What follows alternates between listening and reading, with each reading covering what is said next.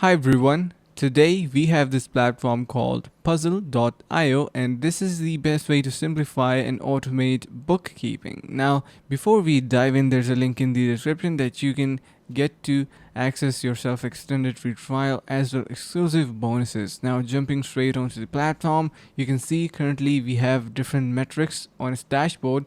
So once you sign in, you will be able to see your analytics onto your main dashboard. You have your cash inflow and outflow report. You have your net burn, which is basically the analytics related to your expenditure. You have your runway rate, and you can also see the amount that is spent, the revenue, and below you can see your cash activity. So you have your monthly checklist that you can create for different type of tasks. You have your reports, accounting, and you can also see the transactions that you're gonna make. So all of these are basically popped into this amazing software. It's called puzzle.io, and if you're looking for something like this for, let's say, to automate your bookkeeping and anything like that, it is going to be providing you a lot of great features. Now it also have amazing integrations and business categories that you can apply it on. You have your newly incorporated startup systems, you have your venture backed up startups, and you can see